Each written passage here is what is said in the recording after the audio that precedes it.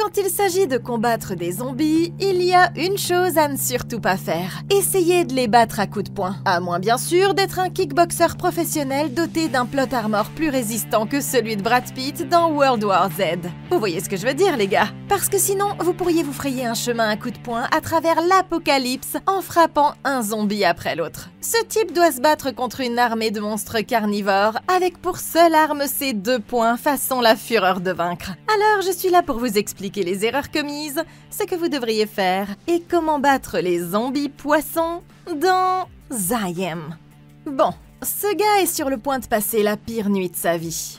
Nous sommes dans un futur proche, et la société telle que nous la connaissons s'est complètement effondrée. En Thaïlande, le gouvernement a fermé le pays pendant 10 ans, alors que le reste du monde s'écroulait complètement. Tôt un matin, Singh, un ancien des combats d'arts martiaux, travaille comme garde à bord d'un camion de ravitaillement. Mais il rêve de quitter son emploi et de déménager dans un endroit sûr avec sa petite amie Rin. Alors qu'ils atteignent la périphérie de la ville, ils sont contraints de quitter leur parcours habituel à cause d'un camion abandonné qui bloque la route. Le conducteur sent immédiatement le danger. Et bien sûr, il se retrouve complètement bloqué. Mais le temps que son partenaire regarde dans sa direction, Singh est déjà sorti du camion. En quelques secondes, ils sont encerclés par un groupe de bandits. Mais tout à coup, Singh surgit de derrière et commence à les frapper à coups de poing jusqu'à ce qu'ils perdent connaissance. Je veux dire, les pillards n'ont aucune chance, parce qu'ils les assomment les uns après les autres, et même leurs armes ne suffisent pas à faire la différence. Mais pendant qu'il est distrait, le chef commence à s'emparer du butin. C'est alors que son partenaire décide enfin de lui venir en aide, assommant les 3 derniers avant même qu'ils ne comprennent ce qui leur arrive. Et quand il revient au camion, Singh est déjà assis derrière son volant, prêt à reprendre la route comme si de rien n'était.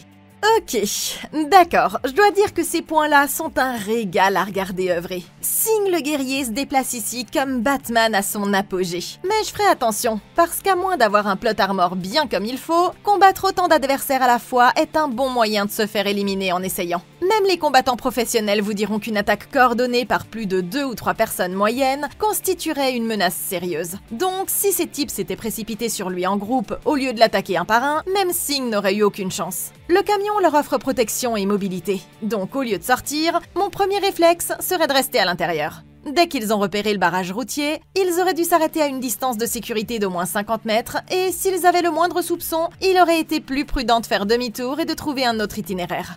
Sinon, je préférerais appuyer sur l'accélérateur et essayer de franchir le barrage plutôt que de sortir pour me battre contre une bande de types armés d'outils achetés chez Casto. Il faut également souligner que le patron de Singh ne lui rend pas service.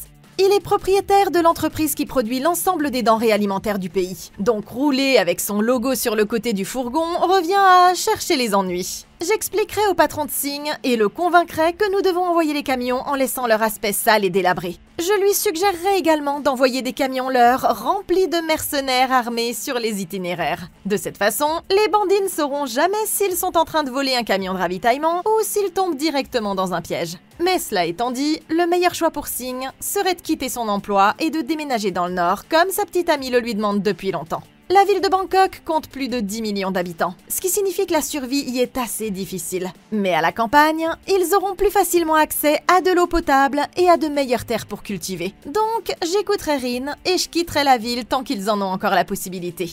Arrivé en ville, Singh livre la cargaison à l'usine de son patron. Même s'ils ont sauvé la cargaison, le superviseur n'est pas satisfait, car une des caisses a été endommagée. Il leur demande donc de la garder et déduit le manque à gagner de leur salaire. De retour dans leur garage, son partenaire offre à Singh une moto tout-terrain impressionnante en guise de récompense pour son excellent travail. Et quand il ouvre la caisse, il est ravi de découvrir qu'elle est remplie de poissons frais. Au siège de l'entreprise, le superviseur apporte le poisson dans une salle de réunion remplie d'investisseurs potentiels et il annonce que son patron, Monsieur Vasu, estime qu'il peut enfin être consommé sans danger par les humains.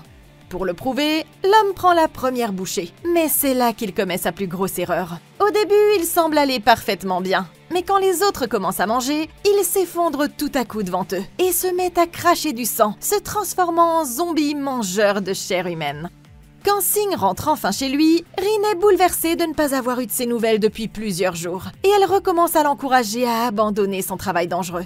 Après avoir nettoyé ses blessures, elle lui demande de réfléchir à ce qu'elle ressentirait s'il lui arrivait quelque chose, et il essaie de lui présenter des excuses sincères, mais elle part travailler sans décider si elle est prête à lui pardonner ou non.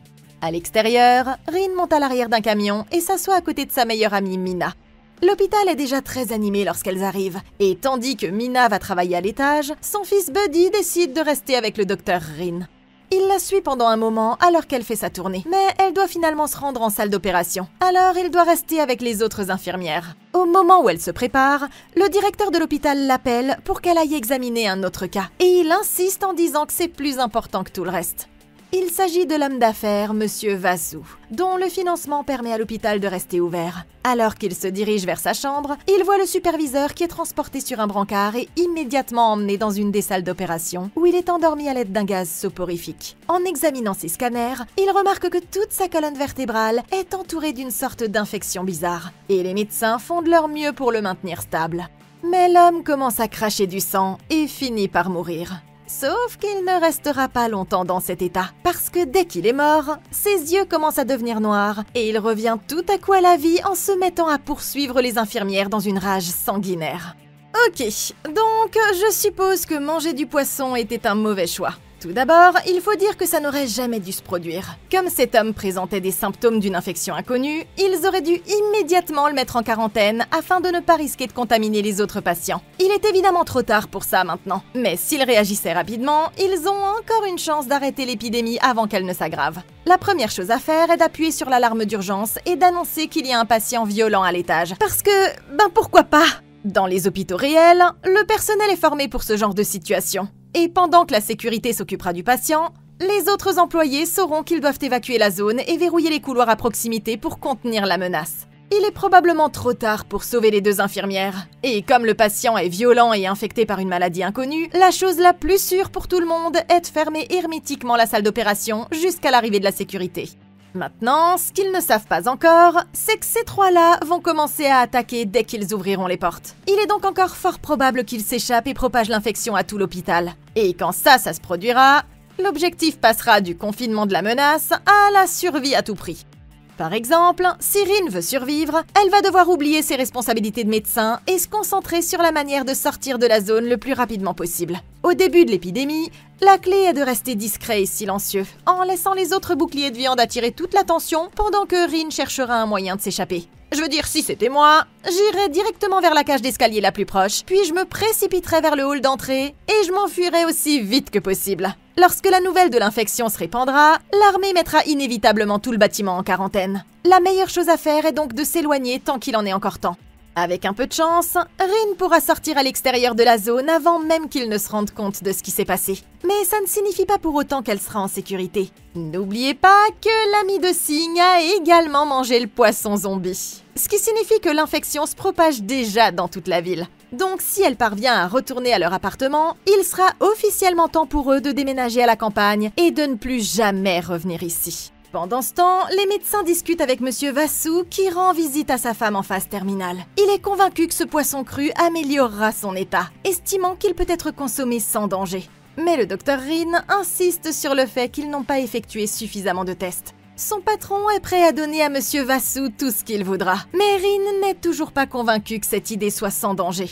À ce moment-là, il remarque un groupe d'infirmières qui courent dans le couloir pour échapper à quelque chose. L'instant d'après, le zombie bondit sur une infirmière et lui arrache la gorge. Rin reste figé, horrifié, tandis que le zombie lève les yeux et rugit en direction de la foule. Et vous pouvez probablement imaginer que c'est à ce moment-là que tout le monde a commencé à se faire dessus. Au même moment, chez lui, Singh entend une annonce indiquant qu'il y a une urgence à l'hôpital. Et sans y réfléchir à deux fois, il enfourche immédiatement sa moto et se précipite sur place. Mais rien ne pouvait le préparer à ce qu'il allait découvrir. Quand il arrive, les autorités sont déjà en train d'évacuer tout le monde de l'hôpital et la police refuse de laisser entrer qui que ce soit. C'est alors que deux corps tombent d'une fenêtre et atterrissent juste devant la foule. Les policiers interviennent pour sécuriser la zone, mais c'est alors que les corps reviennent à la vie et ils sont immédiatement submergés quand les zombies les prennent par surprise. Ça y est, ça part en sucette les amis. Singh tire profit du chaos et en profite pour se faufiler à l'intérieur en passant leur défense. Mais c'est là que tout semble changer. À présent, au lieu d'évacuer les civils, les policiers leur ordonnent de rester à l'intérieur. Et ils commencent à ouvrir le feu sur tous ceux qui refusent d'obéir. Singh arrive dans le hall et court immédiatement vers les étages supérieurs où travaille sa petite amie. Le chaos règne déjà dans tout l'hôpital et tous les patients qui ne peuvent pas s'échapper se transforment en zombies. Cachée dans un bureau, Rin promet au directeur qu'elle ne l'abandonnera pas. Et cherchant un moyen de s'échapper, elle ouvre nerveusement une porte et aperçoit son amie Mina cachée dans une autre partie du couloir. Avant qu'elle ne puisse s'éloigner, elle entend un bruit étrange provenant de l'intérieur de la pièce. Et quand elle se retourne, elle remarque que le directeur a disparu et le voit en train de se régaler du corps d'une infirmière. Dès qu'il la remarque, le zombie saute à travers la vitre et tente de la dévorer vivante. Mais il est bloqué par des étagères, ce qui donne à Rin une chance de s'échapper. Alors qu'elle court dans le couloir, elle entend la voix de son petit ami provenant de quelque part à proximité. Et c'est alors qu'elle réalise qu'il parle à travers le système d'interphone. Elle se précipite vers le haut-parleur et s'apprête à répondre au moment où le courant est coupé, ce qui la laisse sans aucun moyen de le rappeler. Ok, Rin n'a évidemment pas été formée à ce type de scénario à la fac de médecine. Et maintenant que son petit ami a trouvé le moyen d'entrer à l'hôpital, la situation est devenue beaucoup plus compliquée. Comme le courant a été coupé avant qu'elle ait eu le temps de réagir, il va probablement continuer à fouiller le bâtiment jusqu'à ce qu'il la trouve. Mais pour Rin, s'échapper est la priorité numéro 1. Tant qu'elle s'en sort indemne, ils pourront toujours se retrouver plus tard. Mais ça ne veut pas dire qu'elle doit le laisser sans lui dire où elle va. Il utilisera probablement le plan de l'hôpital pour trouver son étage. Avant de partir, je laisserai donc un mot à l'accueil pour lui dire exactement où elle va. Je prendrai également un marqueur et un rouleau de ruban adhésif médical blanc. Comme ça, elle pourra laisser d'autres indications le long de son parcours au cas où quelque chose changerait. Maintenant, elle ne comprend peut-être pas encore tout à fait ce à quoi elle est confrontée, mais elle en a vu assez pour savoir que cette infection se transmet par morsure, et qu'une fois infectée, on se transforme en zombie quelques secondes après la mort. À partir de maintenant, elle doit donc traiter chaque survivant comme une menace potentielle, et vérifier minutieusement s'il présente des marques de morsure avant de décider de faire équipe avec lui. Je veux dire, il n'y a aucun moyen de le savoir à ce stade, mais il serait peut-être possible d'arrêter l'infection si la morsure était traitée rapidement. Et comme elle est médecin, Rin possède déjà les compétences nécessaires pour ça. Je transporterai donc quelques fournitures médicales de base dans un petit sac juste au cas où. Elle aura besoin d'un scalpel ou de ciseaux d'infirmière pour couper les tissus infectés, d'une solution saline et d'antiseptique puissant pour nettoyer la plaie, d'antibiotiques, de pansements et même d'un garrot pour couper la circulation sanguine si elle est mordue au bras ou à la jambe. S'il y a ne serait-ce qu'une petite chance qu'une intervention précoce puisse l'empêcher de se zombifier, alors ça ne peut pas faire de mal de s'y être préparé. Mais nous savons aussi que ces zombies ne sont pas la seule menace. Étant donné que l'armée tue quiconque met le pied à l'extérieur, elle va devoir trouver un moyen de sortir du bâtiment sans être vue. Comme l'immeuble semble avoir environ 11 étages, monter sur le toit n'est pas vraiment la meilleure option. Mais si on ne peut pas monter plus haut, on peut cependant toujours descendre. Presque tous les hôpitaux ont de vastes sous-sols où elle pourrait essayer de trouver une chute à linge, un conduit d'évacuation ou d'aération ou une porte de maintenance qui mène à l'extérieur du bâtiment. Sinon, je me dirigerai vers la zone des ambulances et je chercherai un drain qui mène aux égouts. Voire même, je prendrai une ambulance et je prierai pour que les soldats n'ouvrent pas le feu en la voyant sortir directement par la porte. Bon, dans tout l'hôpital, la situation ne fait qu'empirer, parce que de plus en plus de personnes se transforment en zombies sans cervelle. Et Singh sait qu'il ne lui reste plus beaucoup de temps avant que sa petite amie ne finisse elle aussi par devenir l'un d'entre eux. Il s'apprête à recommencer ses recherches quand un zombie fait irruption dans la pièce, ne lui laissant d'autre choix que d'en venir aux mains, sans savoir encore à quoi il a affaire. Il tente de le neutraliser avec des coups de pied puissants, mais le monstre continue de le poursuivre, jusqu'à ce qu'il finisse par l'enrouler dans un câble téléphonique et lui assène un Superman Punch en plein visage, le laissant empaler sur un morceau de bois provenant d'un meuble cassé.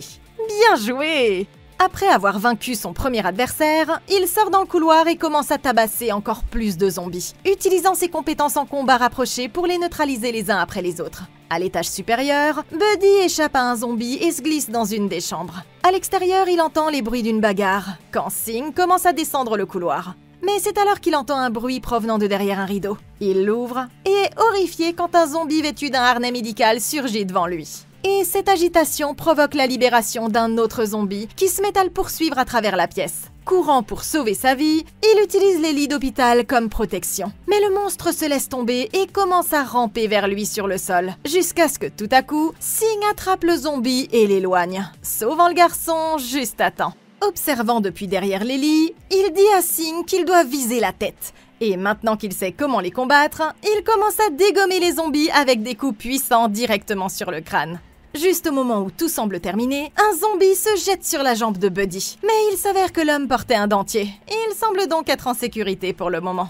Le considérant comme un handicap, Singh est sur le point d'abandonner le garçonnet. Mais après avoir appris qu'il sait où trouver Rin, il décide à contre-cœur de le laisser l'accompagner. Ok, on dirait que Singh vient de se faire un nouveau copain. Enfin, un ami plutôt agaçant. Mais au moins, Buddy connaît bien l'hôpital. Il sera donc utile pour donner la direction à prendre. Mais tôt ou tard, ils devront affronter d'autres zombies. C'est donc le moment de se préparer. Nous savons tous que Singh préfère utiliser ses poings plutôt que toute autre option. Mais cela dit, je prendrai quand même 1 minute pour améliorer son équipement avant de continuer. Vous voyez ce que je veux dire? Quand il frappe un zombie, il essaie en fait de secouer le cerveau si violemment qu'il se fracasse contre les parois internes du crâne. Ça fonctionne très bien contre les humains normaux, mais ce n'est pas aussi fiable contre les morts-vivants. Il lui faut donc un moyen de pénétrer dans le crâne et de causer un traumatisme directement à leur cerveau. Tout d'abord, je chercherai de longs tournevis, des ciseaux médicaux, des forêts chirurgicaux ou des embouts suffisamment costauds pour percer les os solides. Ensuite, j'utiliserai des attelles d'avant-bras et du ruban adhésif médical pour fixer un de ces outils à chacun de ses bras, ce qui lui donnerait 2 genres de lames de poignet façon Predator qu'il pourrait utiliser pour perforer le crâne des zombies à chaque coup de poing asséné. Et comme ses jambes sont encore plus fortes que ses bras, j'attacherai également des lames à ses chaussures pour rendre ses coups de pied plus efficaces encore. Ce serait pas une mauvaise idée non plus de chercher des améliorations défensives, parce que vous n'aurez des ennuis que si une morsure traverse votre peau. Maintenant, Buddy connaît peut-être bien l'hôpital, mais il est un handicap majeur pendant les combats. Du coup, chaque fois qu'ils arriveront dans une nouvelle zone, Tonton Singh devra lui trouver un endroit où se cacher pendant que lui ira d'abord inspecter les lieux. Une fois prêts, ils pourront se rendre à l'étage de Rin et inspecter le bureau central où ils pourront trouver des indices tels qu'un emploi du temps ou des notes, voire des clés leur permettant d'accéder à des zones verrouillées. Sinon, ils savent que les zombies sont attirés par le bruit et le mouvement. Donc, si Singh remarque qu'ils se dirigent tous dans la même direction, il pourrait suivre discrètement le groupe à distance. Et il se pourrait que les zombies le mènent alors directement à sa petite amie. Lorsque le gouvernement est informé de la situation, les chefs militaires convoquent une réunion d'urgence pour décider ce qui devrait être fait. Je veux dire, l'endroit est un véritable piège mortel, et ils craignent que l'infection ne se propage au reste de la ville. Pour éviter ça, ils décident que la seule solution est de faire exploser l'hôpital tout entier, ainsi que toutes les personnes qui s'y trouvent encore. Après avoir semé les zombies, Rin continue de se glisser le long des murs à la recherche d'une autre sortie, en essayant de rester aussi silencieuse que possible pour ne pas être remarquée. Elle finit par trouver une salle de contrôle de la sécurité, où elle pourra accéder aux caméras et à la radio. Mais le seul moyen d'y entrer est de prendre les clés à un garde zombifié. Nerveuse, elle se penche et essaie de les retirer le plus discrètement possible. Mais le garde se jette directement sur son cou, la forçant à le repousser. Heureusement, elle parvient à entrer juste à temps en utilisant un meuble de classement pour bloquer la porte, afin que le zombie ne puisse pas entrer. Elle se dirige vers la radio, mais elle est hors service. Et d'après les caméras, il semble que tous les couloirs soient complètement envahis par des dizaines de personnes infectées, ce qui signifie qu'elle ne tardera pas à se retrouver sans aucune voie de sortie. Pendant ce temps, Singh et le petit atteignent un bureau où ils apprennent que Rin travaille habituellement au 5e étage. Ils s'apprêtent à partir quand un zombie en fauteuil roulant tombe, et Buddy éclate de rire en le voyant. Mais le bruit trahit leur position exacte, attirant une autre horde de zombies directement vers eux. Bon sang, fiston! Singh les retient grâce à ses talents en arts martiaux, leur laissant suffisamment de temps pour se réfugier dans une des pièces. Les zombies sont sur le point de faire irruption. Alors, sans perdre de temps, Singh ouvre la fenêtre et commence à grimper lui-même jusqu'au 5e étage. Horrifié par cette scène brutale, Buddy reste figé un instant avant de le suivre. Mais alors qu'il grimpe à la fenêtre après lui, un zombie portant un masque de lapin fait irruption et commence à lui attraper les jambes. À la dernière seconde, un morceau de métal transperce le crâne de la créature. Singh se penche alors pour rattraper Buddy qui perdait prise, et il tire l'enfant terrifié vers la sécurité juste à temps. À court d'idées, Rin est sur le point d'abandonner quand elle remarque quelque chose sur les caméras. La seule personne encore en vie à cet étage est Monsieur Vassou, et n'ayant nulle part où aller, elle décide de se rendre dans sa chambre pour lui demander de l'aide. Ok, alors ça, c'est en fait une des meilleures idées qu'elle ait eues jusqu'à présent. Maintenant, Rin ignore que le gouvernement vient de décider de faire sauter tout le bâtiment, mais ils vont d'abord envoyer un groupe de soldats pour récupérer Monsieur Vassou et sa femme. En temps normal, ils n'auraient aucune raison d'emmener une autre personne avec eux, mais Rin est également le médecin de sa femme. Et à l'heure actuelle, elle est la seule à l'hôpital à pouvoir la maintenir dans un état stable. En pleine apocalypse, les médecins sont rares, ce qui lui donne un moyen de pression qu'elle pourrait utiliser pour se rendre plus précieuse et garantir une place pour elle dans l'hélicoptère, si elle parvient à convaincre Monsieur Vassou qu'elle vaut la peine d'être sauvée. Le plus difficile sera d'arriver là-bas en un seul morceau. Et d'après ce qu'elle a fait jusqu'à présent, ce ne sera pas possible à moins qu'elle ne change d'approche. Par exemple, avant de prendre les clés de la salle de contrôle, elle pouvait clairement voir que le corps bougeait encore. Donc, se baisser pour les prendre sans s'occuper d'abord de la menace était la chose la plus stupide qu'elle pouvait faire. Si elle se retrouve à nouveau dans cette situation, elle devra d'abord s'emparer d'une arme et détruire le cerveau du monstre avant d'essayer de prendre quoi que ce soit sur le corps. Maintenant, avant de quitter la salle de surveillance, elle doit absolument se préparer autant que possible pour ce périple. Tout d'abord, je vérifierai s'il y a un plan de l'étage dans la pièce, ou j'en dessinerai un à la main en me basant sur ce que je vois sur les caméras. Ensuite, j'utiliserai les caméras pour identifier les couloirs les plus encombrés de zombies, et ceux où elle pourrait se faufiler. Après ça, je fouillerai la pièce à la recherche de ressources utiles, comme une lampe de poche de secours et quelque chose qu'elle pourrait utiliser comme arme, même s'il ne s'agit que d'un pied de chaise cassé ou d'un autre objet contondant. La clé est de se déplacer silencieusement d'une pièce à l'autre autant que possible. De cette façon, elle pourra fermer les portes derrière elle pour ralentir les zombies. Comme ils sont attirés par le bruit, elle pourrait par exemple lancer un objet à l'autre bout du couloir si elle a besoin de se glisser quelque part. Ils sont peut-être rapides, mais ils sont aussi stupides, ce qui signifie qu'ils seront facilement bloqués par des objets sur leur chemin. Donc, si elle est poursuivie, c'est une bonne idée de lancer des trucs à travers le couloir pour les faire trébucher. Et si une zone semble trop dangereuse, elle pourra même essayer de grimper dans le faux plafond pour se faufiler au-dessus de leur tête. Si elle fait attention, elle devrait pouvoir atteindre la chambre de Monsieur Vassou sans se faire mordre. Et de là, elle pourra convaincre l'équipe de secours de la laisser monter dans l'hélicoptère une fois qu'elle les aura rejoints. Arrivé au 5e étage, Singh conduit l'enfant à travers les couloirs à la recherche des autres. Mais il continue à découvrir des scènes encore plus traumatisantes dans chaque nouvel espace.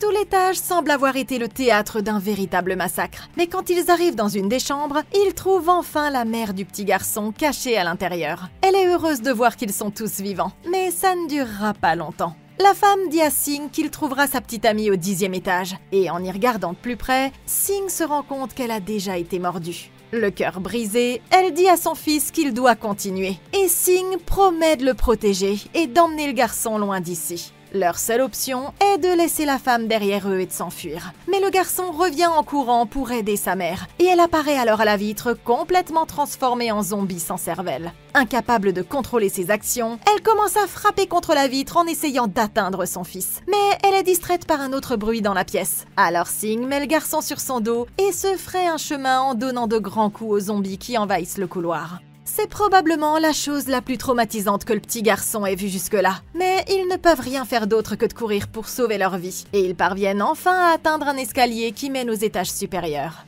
Ailleurs, quelque part au-dessus d'eux, Rin trouve la chambre de Monsieur Vassou et commence à supplier l'homme de la laisser entrer. Il ouvre la porte juste au moment où elle est sur le point d'être dévorée vivante. Et après s'être assuré qu'elle n'est pas infectée, il dit à Rin de maîtriser ses émotions. Et il lui promet qu'il va la protéger. Il lui dit qu'une équipe de secours est déjà en route et qu'elle ne devrait pas tarder à arriver. Mais rien ne garantit qu'il soit réellement de son côté. Après une courte pause, Singh dit à l'enfant qu'il est temps de passer à l'action. Le petit a le cœur brisé après ce qui est arrivé à sa mère, mais le boxeur lui rappelle qu'il a promis d'être fort et il décide de continuer en l'honneur de sa mémoire. L'arrivée de l'équipe de secours n'est plus qu'une question de temps, mais Monsieur Vassou remarque que le niveau d'hémoglobine de sa femme est dangereusement bas. Il se tourne vers le docteur Rin et la supplie de leur trouver davantage de sang, lui promettant de l'aider à s'échapper si elle y parvient. Et comme elle ne veut pas laisser la femme mourir, elle décide à contre-cœur d'essayer. Ok, ces deux-là viennent de commettre une erreur incroyablement stupide. Et en tant que médecin de cette femme, Rin aurait dû savoir qu'ils avaient une autre option. Madame Vassou souffre d'une maladie chronique qui nécessite des transfusions sanguines régulières pour rester en vie. Et si nous regardons de plus près, nous pouvons voir que sa poche de sang est étiquetée AB positif. Bon, les êtres humains ont 4 groupes sanguins, A, B, AB et O. Et chacun d'entre eux peut être rhésus positif ou rhésus négatif, selon que vos globules rouges contiennent ou non la protéine antigène D. Le sang de type AB est connu comme le receveur universel, ce qui signifie qu'il peut recevoir du sang de n'importe quel donneur, quel que soit son groupe sanguin ou son facteur rhésus. Au lieu d'aller se promener, Rin aurait dû savoir qu'il disposait déjà de 2 poches de sang parfaitement adaptées, elle-même et Monsieur Vassou. D'ailleurs, compte tenu de l'état de santé de Madame Vassou, il est fort probable qu'ils aient déjà tout ce dont ils ont besoin pour une transfusion dans cette pièce. Tout d'abord, ils devraient attendre que la poche de sang actuelle de Madame Vassou soit presque vide. Ensuite, ils devraient commencer à préparer Monsieur Vassou pour la transfusion en lui appliquant un garrot sur le haut du bras et en lui posant une perfusion intraveineuse, tandis que Rin surveillera attentivement les 2 patients pour détecter toute complication. Il ne leur reste que 30 minutes avant que les explosifs ne se déclenchent, mais l'équipe de secours devrait arriver dans moins de 15 minutes. En utilisant cette stratégie, ils auraient donc suffisamment de sang pour la maintenir en vie jusqu'à l'arrivée des secours. Et ils n'auraient pas à risquer d'envoyer Rin dans les couloirs infestés de zombies pour aller chercher une nouvelle poche de sang. Alors qu'ils atteignent le 10e étage, ils aperçoivent un hélicoptère militaire qui tourne autour du bâtiment. Buddy pense qu'ils viennent à leur secours, mais le boxeur a le mauvais pressentiment qu'il s'agit en réalité d'exactement le contraire. Les soldats pénètrent dans l'hôpital alors qu'il ne reste que 30 minutes avant que les bombes n'explosent. Et ils se dépêchent d'extraire Monsieur Vassou avant que tout le bâtiment ne soit détruit. En arrivant dans la salle de stockage, Rin aperçoit les réfrigérateurs remplis de sang à l'autre bout du couloir. Mais celui-ci est complètement bloqué par une horde de zombies. Vous l'avez deviné. Elle fait demi-tour et tente de trouver un autre passage. Mais le couloir est également bloqué, ce qui l'oblige à se réfugier dans une des pièces. Tout près de là, Singh trouve son collier au milieu du couloir. Et c'est alors qu'il aperçoit sa petite amie qui se précipite vers la salle de stockage. Mais la porte fait beaucoup trop de bruit, et elle finit par attirer tous les zombies vers elle. Sa petite amie étant en danger, il attire l'attention des zombies en poussant une civière à travers le couloir, l'utilisant pour renverser 2 d'entre eux qui se précipitaient pour attaquer.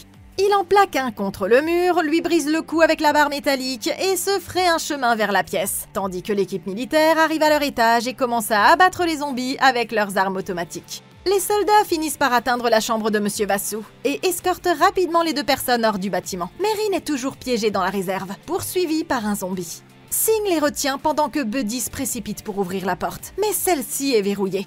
Singh attrape alors un extincteur, le jette à travers la vitre et dit à l'enfant d'entrer. Acculé, Rin se retrouve piégée dans la réserve, sans aucun endroit où s'enfuir. Mais juste au moment où elle croit que c'est fini, Buddy désoriente le zombie avec un extincteur, donnant une nouvelle chance à Rin de s'échapper.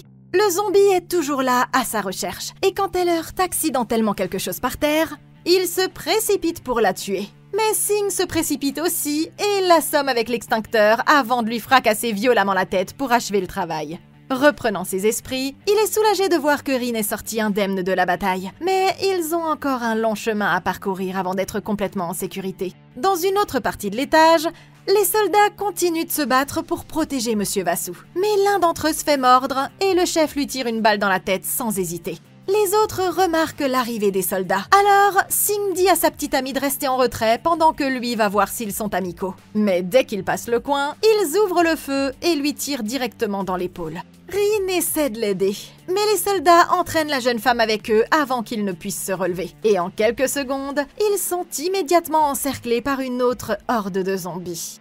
Ok, bon, eh bien je suppose que Singh vient d'apprendre à ses dépens pourquoi il ne faut jamais se battre à main nue contre des armes à feu. Je ne sais pas ce qui lui a pris de s'approcher d'un groupe de soldats au milieu d'un hôpital infesté de zombies, alors que n'importe qui doté d'un minimum de bon sens sait que c'est la pire décision possible. Il les a littéralement vus ouvrir le feu sur des civils non armés dès le début de l'épidémie.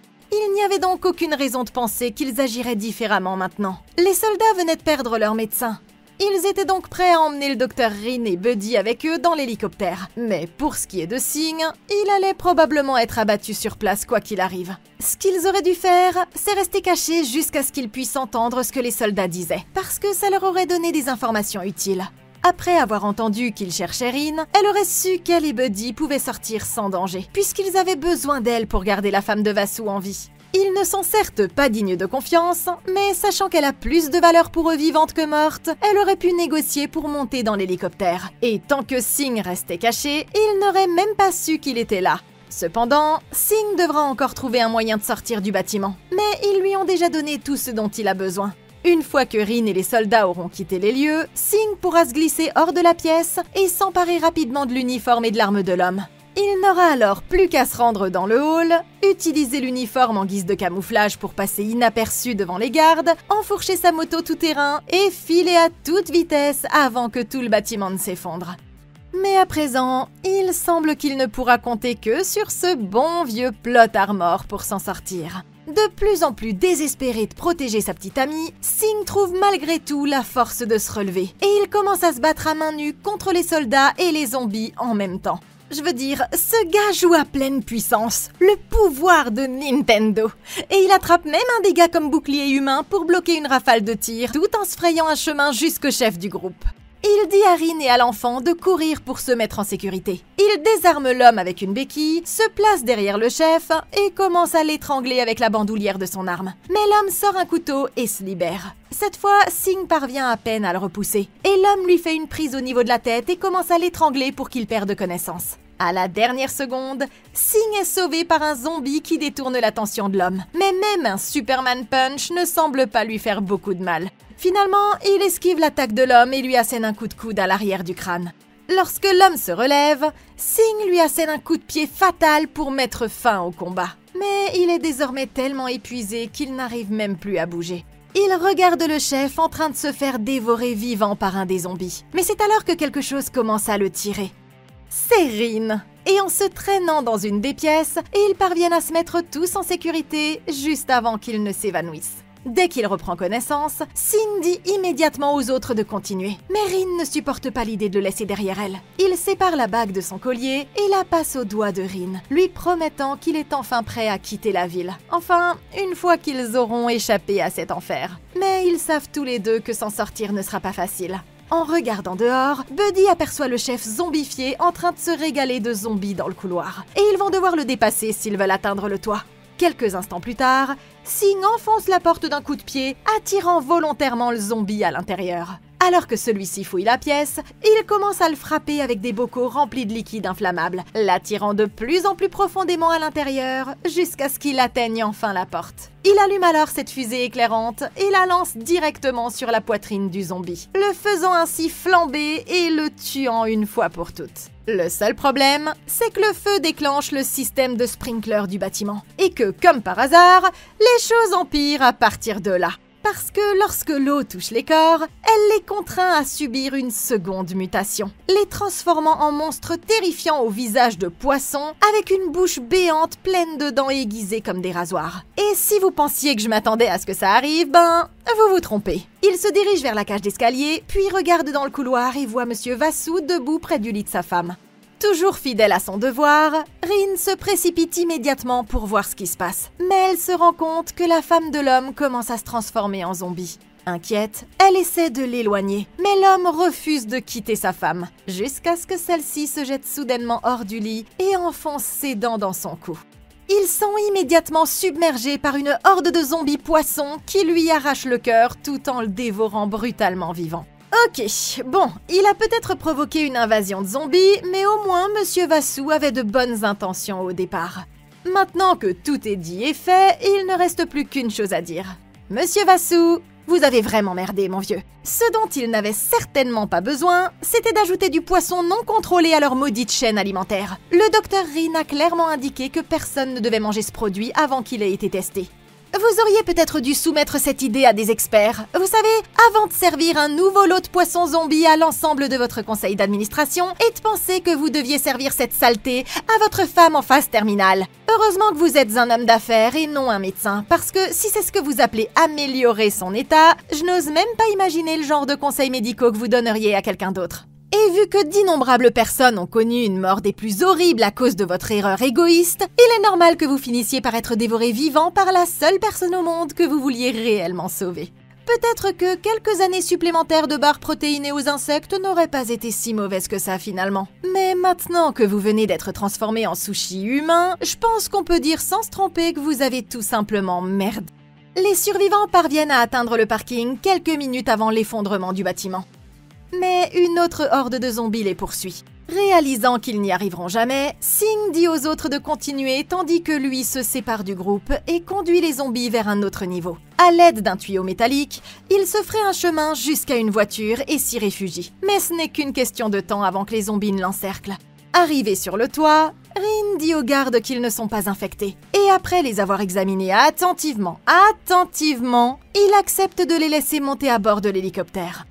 Inquiète, elle insiste pour qu'ils ne partent pas sans signe, mais il ne peut leur accorder que 5 minutes avant de devoir partir. Et elle n'a aucun moyen de savoir s'il arrivera à temps. Pendant ce temps, Singh continue de se battre contre les zombies même à l'intérieur de la voiture. Mais ceux-ci finissent par le forcer à reculer jusqu'au coffre du véhicule. On dirait qu'il a finalement rencontré son destin. Jusqu'à ce que tout à coup, il arrache une grenade de la veste d'un des zombies. Il réussit à survivre à l'explosion en roulant sous la caisse. Et il a éliminé tous les zombies d'un seul coup. Ça ne change toutefois rien au fait que des centaines d'autres zombies se dirigent vers lui. Et il n'a aucun moyen de tous les combattre. Il court vers les escaliers et arrive sur le toit juste au moment où l'hélicoptère s'apprête à décoller. En le voyant, les autres lui crient de continuer à courir. Mais il sait que les zombies vont passer dès qu'il aura lâché la porte. Et c'est là qu'il prend conscience de ce qu'il doit faire. Il attend qu'il soit sur le point de décoller, puis se rapproche pour dire au revoir à Rin une dernière fois. Leur seule option est de décoller alors que la horde de zombies fait irruption. Mais Singh ne se laissera pas faire sans se battre. Il se retourne pour faire face à la nuée de monstres et utilise la technique de coups de pied circulaires pour les frapper les uns après les autres, jusqu'à ce que les explosifs finissent par se déclencher et que tout l'hôpital s'effondre. Le cœur brisé, Rin suppose que son petit ami est mort.